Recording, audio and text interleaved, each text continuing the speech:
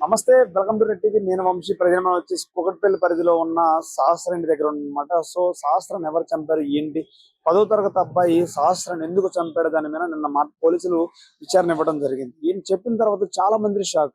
కేవలం బ్యాట్ కోసం సహస్రాన్ని చంపేశాడా, దేనికోసం చంపేశాడు?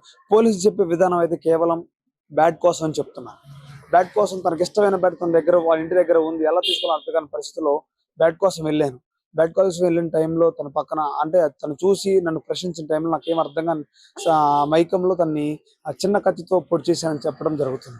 మరి ఎందుకురా బ్యాట్ కాలేజ్ నార్మల్గా వెళ్ళొచ్చు కదా అని పోలీసులు అడిగినప్పుడు 4 బెదిరియడానికి మాత్రమే నేను ఆ కత్తిని తీసుకెళ్ళాను. కానీ ఆ టైంలో నాకు నేను కొంచెం నా మైండ్ అంతా సైకో విధంగా వెళ్ళిపోయింది. అలా ఆలోచించాను, నేను వచ్చి అలా చేశాను అని చెప్తున్నాను.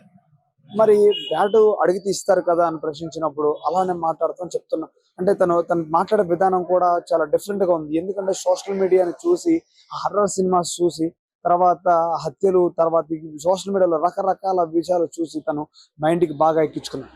ఆ తల్లిదండ్రులు కూడా ఆ అబ్బాయి స్కూల్కి వెళ్తాడా వెళ్ళడా అని అడిగిన ప్రశ్నించినప్పుడు నన్ను ఎవరో పట్టించుకోరు మా ఇంట్లో అని చెప్పడం జరిగింది.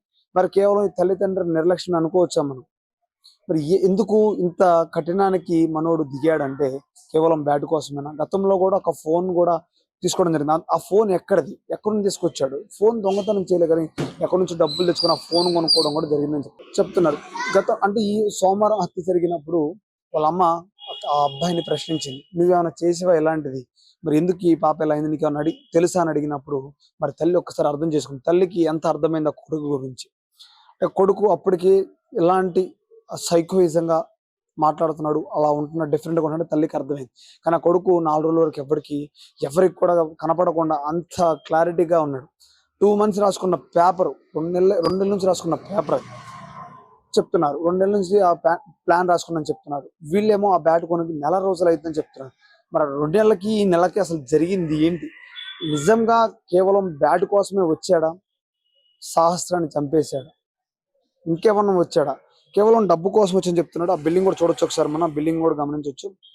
ఎగ్జాక్ట్ గా పక్కనే ఉన్నాయి బిల్డింగ్స్ కూడా. ఆ బిల్డింగ్స్ నుంచి వచ్చి ఆ అబ్బాయి దూకేసి, అంటే చాలా రోజులుగా వాటిని అంటే రిక్కీ చేసి ఎలా వెళ్ళాలి, ఎలా రావాలి దాని మీద అవగాహన తీసుకొని వచ్చాడు. అంటే తల్లిదండ్రులు కూడా తను స్కూల్కి వెళ్తాడా వెళ్ళడానికి పట్టించుకోని పరిస్థితి అయిపోయింది. తండ్రి ఏం చేయడంట, తల్లి ప్రైవేట్ ఉద్యోగం అంట. తనకి 2 అక్కలు ఉన్నారు, మరి 2 అక్కలు చదివిస్తున్నారు, కానీ ఈ అబ్బాయిని ఎందుకు చదివించలేదు? అంటే ఈ అబ్బాయి తీరు వేరే విధంగా ఉంది. మరి ఎందుకు ఎవరు చెప్పినా మారాడు. స్కూల్కి ఎప్పుడు వెళ్తాడో ఎప్పుడు వచ్చాడో తన ఇష్టం అంట. ఈ హత్య జరిగిన తర్వాత కూడా స్కూల్కి వెళ్ళడం, అటు ఇటు తిరగటం, అందరిలో తిరగటం, జనాలతో మారడం, ఆ కలిసి ఉండటం కూడా చేశాడు. అంటే క్రిమినల్ మైండ్ ఏ విధంగా ఉందో అర్థం చేసుకోండి. మరి అంత చిన్న వయసులో తనని చంపేసి ఒక ఇది కూడా లేకుండా, భయం ఏమి లేకుండా కూడా చెప్పిన పోలీసులు కూడా మేము ఫస్ట్ రోజు తనని అనుమానించాం. బట్ కానీ చిన్నవాడు, మైనరు, తర్వాత స్కూలు, తన బాడీ అంతా చూసి ఇతను చేయలేడనే ఊహలో ఉన్నారు. తర్వాత చూస్తే ఒక సాఫ్ట్వేర్ ఉద్యోగి ఇలా చెప్పిన తర్వాత దాన్ని కరెక్ట్గా నిలదీసి అడిగితే ఆ రాసుకున్న పేపరు, ఆ రక్తకు అంటే ఆ అమ్మాయిని చంపినప్పుడు రక్తకు మరలో ఆ టీషర్ట్ మేము పడ్డ తర్వాత ఆ టీషర్ట్ కూడా ఉతికాడు. వాషింగ్ మిషన్ లో ఉతికిన తర్వాత కూడా చిన్న చిన్న మరకలుండి గుర్తుపట్టి పోలీసులు అరెస్ట్ చేయడం జరిగింది. అరెస్ట్ చేసిన తర్వాత విచారణలో చెప్తున్నాడు, ఇవన్నీ నేనే చేశాను, ఇలా చేశాను, ఎందుకు రా చంపావు అని అడిగినప్పుడు నాకు ఆ టైంకి ఏం అర్థం కాలేదు, కళ్ళు మూసేసుకొని పొడిచేసాను ఎక్కడ పడితే అక్కడ అని చెప్పడం జరిగింది. మరి పొడిచిన తర్వాత ఎందుకు వీళ్ళంతా అంటారు? కత్తి కూడా చెప్పాడు, పాయింట్ టు పాయింట్ చెప్పడం జరిగింది. కత్తి క్లీన్ గా కడుక్కుని ఎవరైనా వచ్చారా లేదా చూసి నిదానంగా వెళ్ళడం జరిగింది, ఎవరో మాట్లాడకుండా వెళ్ళడం జరిగింది. పోలీసులు వివరణలో తెలిపారు. తర్వాత ఒక చివరగా డీసీపీ గారికి చివరగా ఆ విచారణలో పోలీసులకి ఏం చెప్పాడంటే ఆ అబ్బాయి, నాకు గోల్ అంటూ ఉంది, ఆ గోల్కి మీరు సహాయం చేస్తారా అని అడిగారు. అప్పుడు ఆ పోలీసులు ఆశ్చర్యపోయారు, ఏంటి ఇంత క్రిమినల్ మైండ్ కి గోల్ ఉందా, ఏం గోల్ అని అడిగినప్పుడు ఏం చెప్పారంటే, నాకు క్రికెటర్ అవ్వాలని ఉంది, మంచి బ్యాట్స్మెన్ అవ్వాలని ఉంది, నాకు ఇండియన్ టీంలో ఆడాలని ఉందని చెప్పడం జరిగింది. పోలీసులు షాక్ అవ్వడం జరిగింది. నిజమేనా? ఇంత క్రిమినల్ గా ఆలోచించే వ్యక్తి క్రికెట్ అంటే ఇష్టమా, క్రికెట్ బ్యాట్ కోసమేనా అని వీళ్ళు అడుగుతున్నారు. సో మరి ఇంత ఆలోచించే మనిషి ఎందుకు ఆ తప్పుదోవలోకి వెళ్ళాడు? ఎవరి కారణం? అసలు తండ్రా, లేకపోతే సోషల్ మీడియానా, తనకు పెరిగిన విధానమా, లేకపోతే ఫ్రెండ్సా? ఎందుకు ఇన్ని విధాలుగా ఉంది? తను బిహేవియర్ కూడా కొంచెం తిట్టడం, రూడ్ గా ఉండటం అని చెప్తున్నారు. ఇక్కడ ఉన్న స్నేహితులు కానీ, ఇక్కడ ఉన్న వాళ్ళు స్కూల్లో కానీ చెప్తూ ఉన్నారు. మరి ఎలాంటి వ్యక్తి ఎలాంటి గోల్ పెట్టుకొని ఇలా ఎందుకు చేసావు అన్నప్పుడు నో ఆన్సర్ లేదు అక్కడ.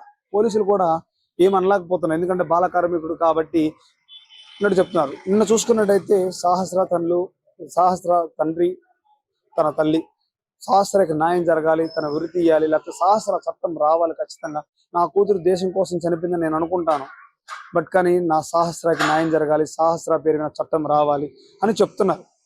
మరి ఎందుకు చెప్తున్నారు అనేది మనం చూస్తే తల్లిదండ్రి అంటే ఇంకెప్పుడు నా కూతురు జరిగిన విధంగా ఎవరికి జరగకూడదు, నా కూతురికి జరిగిన విధంగా ఇంకెవరికి జరగకూడదు. లైఫ్ లో నా కూతురు పేరు చెప్తే భయపడాలి, ఈ శిక్ష ఒకటి ఉంది, ఒక చట్టం ఉందని వాళ్ళ తల్లిదండ్రులు చెప్తున్నారు. మరి పోరాడుతున్నారు. కేఏపాల్ గారు వచ్చారు, తర్వాత ఎస్సీ కార్పొరేషన్ చైర్మన్స్ కూడా వచ్చి మాట్లాడడం జరిగింది. ఒక న్యాయం చేస్తామని చెప్తున్నారు, హామీలు ఇస్తున్నారు. మరి ఈ కేసు ఎక్కడి వరకు వెళ్తుంది? తను రిమైండ్ 14 days ఇవ్వడం జరిగింది. రిమైండ్ లో ఆ 14 days తర్వాత కోర్టు ఏ జడ్జిమెంట్ ఇస్తుంది, మరి తనకి ఏ శిక్ష వేస్తుంది, అయితే బాల కార్మికుల్లాగా తను ఒక 18 ఏళ్ళు వచ్చే వరకు జైల్లో ఉంచే అవకాశం ఉందా లేదా? మరి ఇవన్నీ ట్విస్టులుగా ఉన్నాయి. వాళ్ళ తల్లిదండ్రులు కూడా చెప్తున్నారు, కేవలం బ్యాట్ కోసం కాదు, అక్కడున్న చుట్టాలు కానీ ఎవరైనా కానీ బ్యాట్ కోసం అయితే కాదు చెప్పడం జరుగుతుంది. మరి దీనికోసం వచ్చాడు, అక్కడున్న డబ్బులు కానీ నగదు కానీ ఎవరో తీసుకుపోవాలేదని చెప్తున్నారు. ఆ బిల్డింగ్ దూకడం అంటే గతంలో 2-3 సార్లు చిన్న పిల్లగాడు వాళ్ళ సాహస తమ్ముడితో ఆడుకునేటప్పుడు చిన్న పరిచయం, బర్త్డే అప్పుడు పిలిచారు, వచ్చాడు, రావడం జరిగింది. మరి ఆ చదువుతో మరి ఎందుకు అంటే తను బ్యాట్ కోసం వచ్చినప్పుడు ఆ బ్యాట్ లక్ష్యంగా పెట్టుకున్నాడు అనుకుంటున్నారు అందరూ. మరి బ్యాట్ ఉందా, ఆ బ్యాట్ కనుక వేరే కారణం ఉంది తెలియాలి. ఇంకా పోలీసులు విచారణ రేపు వచ్చి అంటే ఈ 14 days రిమాండ్ అయిపోయిన తర్వాత జడ్జిమెంట్ ప్రకారం ఏమవుతుంది అనేది మనం చూడాలి. ఆ సహస్రాకి న్యాయం జరుగుతుందా లేదా మీరేమనుకున్నా ఖచ్చితంగా కామెంట్ రూపంలో తెలియజేయండి. Thank you.